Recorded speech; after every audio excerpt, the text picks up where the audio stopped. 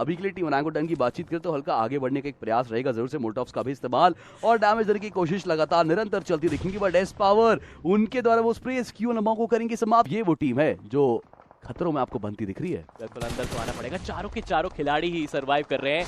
Team तमिलास ऐसा लग रहा था कि मानो चारों के चारों खिलाड़ी जीवित यहां से रह जाएंगे, लेकिन 8-बिट ये क्या चल रहा है, हाइड्रा ने सफाया कर दिया टीम 8-बिट का भी। अगर आप फ्रैग्स की बात करें 7 से 8 फ्रैग्स थे टीम 8-बिट के, और उनको भी एक झटके में यहां से एलिमिनेशन देखिए 8 ही अंक उनको मिलेंगे, क्योंकि 11वें स्थान का मतलब है कि आपको क्यों नहीं मिलने वाले। बट आइकू सोल ने हाइड्रा के ऊपर अब कर दिया है वो थर्ड पार्टी। आपने आपको डिफेंड कर पाएंगे, मुझे थोड़ा सा मुश्किल नजर आ रहा है यहाँ से। देखिए अब यहाँ तो बचना नामुमकिन के समान ही दिख रहा है, because team iQOO soul I और आइकू सोल ने हाइड्रा को बाहर भेजा। 9वें पादान पे एलिमेंट दिखेगी वो टीम जरूर से, बट कुछ कनेक्शंस कुछ फ्रेज चलते दिखे। माने की एचपी काफी कम, मगर लीजिए टीम तमिलास का भी एलिमिनेशन आया। अंडरस्टैंडिंग दिस की देखिए, पहला दिन है, आई गॉट योर पॉइंट, लेकिन इतना एग्रेशन था फाइट के अंदर जाना ये थोड़ा रिस्की है टीम आइकू सोल। मगर शायद ये बातें रोनी तक नहीं पहुंच पाई। रोनी अभी भी फाइट्स में, रोनी अभी भी प्रयास में, रोनी अभी भी करेक्शन ढूंढ रहे, बट रोनी को भी डाउन किया क्या सही टाइम पे। Joker saving the day again आएंगे वापस से, बदलाव वो यहां पर काफी बेहतरीन होता दिखा। और अब यहां से एक मोमेंटम शिफ्ट हुआ, मोमेंटम का बदलाव हुआ है, टीम अभी भी जीवित है, 10 फिनिशेस मिल चुके हैं। चिकन रन तो नहीं कहूंगा, बट क्या टॉप 3 की एंट्री हो पाएगी यहाँ से? देखिए मारने को रिवाइवल तो जरूर दे दी, बट आप समय आपको देखना चाहिए था। जोकर उस वक्त पे स्टेज 6 का डैमेज खाने वाले हैं, गलती आपको लगाने का मौका नहीं मिलेगा। फायदा देखिए टीम गॉडलाइक ने इस चीज का उठाया। और इस फाइट के अंदर अगर आप देखें तो आपको एक अपर हैंड माइट भी टीम एक्सपा के पास देखे, because they have the height areas and all stuff.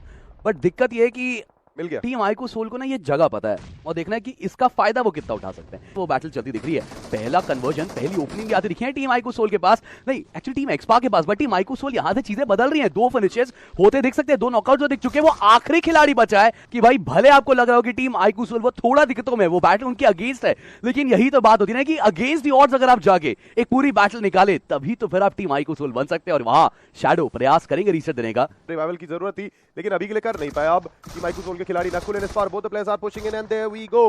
Team X-Pac का एलिमिनेशन। आइकू सोल जोकर की वो पोजीशन का स्प्रे बहुत ही ज्यादा क्रूशियल था। ये वो बैटल्स है, ये वो मोमेंट्स है जिनके लिए हम इस गेम को देखते हैं, इस गेम को फॉलो करते हैं और शोगन बेहतरीन तरीके से डिलीवर करते। आइकू सोल सर्कल के अंदर स्लोली, लेकिन सर्कल के अंदर इतने सारे कवर्स नहीं है प्रताप जी। He's gonna go inside. Ronnie is gonna be the first man जो सर्कल के अंदर जाएंगे, ब्रीच करना चाहते हैं, but unfortunately Ronnie gets taken down। IQOO Soul के बचे हुए खिलाड़ी भी आ चुके हैं यहाँ पे Ronnie को बचाने के लिए, लेकिन वहीं टीम फॉरएवर के माफिया द्वारा डोरा को डाउन किया है। तो हाइड्रा को भी एक और झटका लगता है, लेकिन सामने की तरफ क्यों लमाओ थे, रेस पावर को स्पॉट करेंगे, लेकिन यहाँ क्या कॉन्फर्मेशन आएगा? दूसरे प्लेयर को भी डाउन कर दिया है। Ronnie gets taken down as well. और अभी के लिए शोगुन का समापन, जैसा कि आपने कहा था, अपराइजिंग राइवल्स के क्यों लमाओ थे, उनका भी समापन हो चुका है। नकुल शॉट देते हुए नजर आ रहे हैं स्प्रेगॉड। देखिए अब यहां से एक 1v2 की सिचुएशन थी जिसको रिवाइवल और रीसेट के साथ एक 1v3 बनाना चाहते थे। स्प्रेगॉड की वो नेट जिसने कमाल किया, सिचुएशंस वापस बदलते दिखे अपने हक में, बट जोकर वो अभी भी कायम है। और जैसा हमेशा कहता है, he is one of the most aggressive player. अगर सही पॉइंट पे सही जगह पे एक खिलाड़ी चुनना हो वो जोकर ही होंगे, क्योंकि अब हाइड्रा की तरफ वो कदम आगे बढ़ रहे हैं। इन्हें पता है कि देखिए 4 तो प्लेयर्स है, 3 तो और यानी एक आखिरी खिलाड़ी उसी स्मोक के अंदर कहीं कहीं जीवित है। वो लास्ट कनेक्शन स्प्रेगॉड जाता है, ढूंढ पाएंगे या प्लेयर स्प्रेगॉड को ढूंढ पाएंगे, बिकॉज आगे एक मोल्टॉव है, स्प्रेगॉड को निकलने का मौका नहीं, circle damage, players are pushing in, Spraygod going to the first part, but now Spraygod has been taken out. Team iQOO Soul जैसे कोई पिन खोलते हैं, साउंड आती है, कहीं ना कहीं 8-बिट के प्लेयर को साउंड आ रही होगी और उन्हें डर लग रहा होगा, इस चक्कर में वो मूवमेंट भी दे देंगे बहुत बार। पहले मैच की प्रेडिक्शन थी आपकी, और अब ये टीम 8-बिट के आखिरी खिलाड़ी सामने की तरफ जंप शॉट लगाया, लेकिन इनके ऊपर भी शॉट्स आ चुके हैं। टीम हाइड्रा यहाँ आइकू सोल आ चुकी है फाइट में। आइकू सोल देखिए बहुत स्मार्ट है किल फीड के साथ, जितना मैं जानता हूँ उन्हें पता है कि कौन सी टीम कहाँ पे किस टाइम पे फाइट ले रही होगी। तो उनका जो किल फीड का गेम है हमेशा से स्ट्रांग रहा है। अब ब्रिज क्रॉस करके उन्हें जोन लेना पड़ता है, उसमें कभी भी नहीं जाते। ये देखिए यहाँ पे पुश कर दिया टीम हाइड्रा। 2 नॉक हो चुके हैं सोल के, 1 प्लेयर बचे हैं। हाइड्रा काफी अच्छे से डिफेंड कर रही है। टीम आइकू सोल के पास एडवांटेज था। जोकर अपने प्लेयर्स को रिवाइव पे फोकस करेंगे और साथ ही साथ हाइड्रा के खिलाड़ी अपने प्लेयर्स पे फोकस करेंगे फटाफट से रिवाइव करने का। ये रिवाइवल की प्रक्रिया जो स्टार्ट हो चुकी है, और अब हाइड्रा का पुश आ चुका है यहाँ पे। आइकू सोल जोकर की पोजीशन का अंदाजा नहीं था, देखा नहीं वहां पे, स्पर्श ने जोकर को डाउन किया, लेकिन रॉनी अभी भी जीवित है। लेकिन हाइड्रा के अगेंस्ट आइकू सोल रॉनी अकेले बचे हुए हैं। अब ये अकेले खिलाड़ी क्या रिवाइवल के लिए जाएंगे? चलिए रिवाइवल मुझे लगता है हो जाएगा यहाँ पे। जब तक अंत नहीं होता तब तक हम इसे अंत नहीं कह सकते, जब तक हारते नहीं है तब तक हारे हुए नहीं कहलाते हैं। आइकू सोल के 2 खिलाड़ी, और ये क्या प्ले जोन भी बराबर डैमेज दे रहा है। रॉनी पाजी एक कमाल का शॉट लगाते हुए हाइड्रा के आखिरी खिलाड़ी स्पर्श नजर आ रहे हैं। जंप शॉट देंगे रॉनी और आगे आगे बढ़ रहे हैं, लेकिन वहां से भी शॉट आया।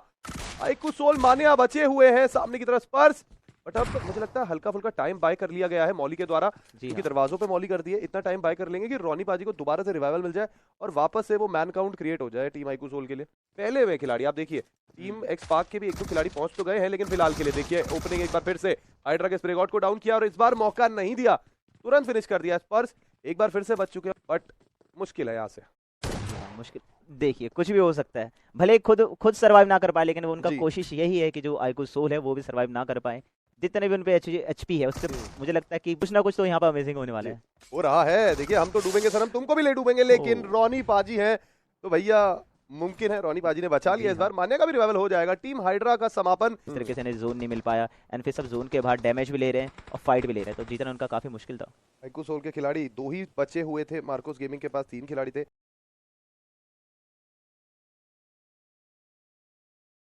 ये सक्सेसफुल रोटेशन कर पाए, बट फिलहाल के लिए तो यहाँ पे देखिए WSB के ऊपर ढाबा बोल दिया गया है।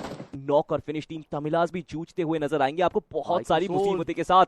हाल में आईकू सोल क्या ये रुकने वाले? मुझे तो लगता नहीं। देखिए यहाँ पे धावा बोल दिया गया, जोकर ढूंढ रहे कि आखिरी खिलाड़ी किधर बचे और उनको ढूंढ भी लिया। किसने फिनिश किया? एस पावर ने, ऑब्वियसली और कौन करेंगे।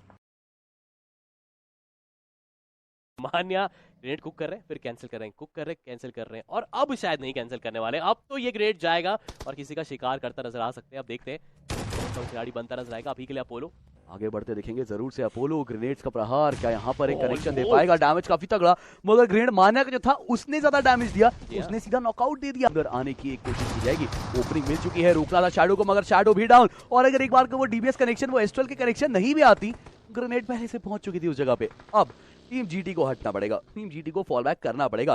क्लच गॉड वो प्लेयर है, इनका काम है एक आधा फ्रैग अगर निकाल सको तो निकाल लो, और विक्सी का काम सर्वाइवल का। मुझे लग तो रहा है एक What? चले गए, विक्सी को भी काफी दूरी से नॉकआउट कर दिया जाएगा। क्लच गॉड, अब ये रिवेंज टाइम है। मान्या ने जो बैक टू बैक फ्रैग्स निकाले, मेरे ख्याल से मुझे लग रहा है कि 2 फ्रैग्स तो शायद मान्या के खाते में ऑलरेडी जुड़ चुके हैं। क्लच गॉड जा रहे हैं चोरी छुपे, कोशिश करें आप जितना क्लोज जाएंगे। क्लच गॉड वेपन तो आपके पास एक असॉल्ट राइफल है, एक यहाँ से तो दूर गए और वो शायद इस ट्रैप पे फंसाना चाहते हैं। ग्रेनेड काफी क्रूशियल रहेगा सरदार जी। देखिए एस पावर दूर है, दैट मींस कि आपका मौका है जो 2 प्लेयर्स यहाँ उन्हें डाउन करने का।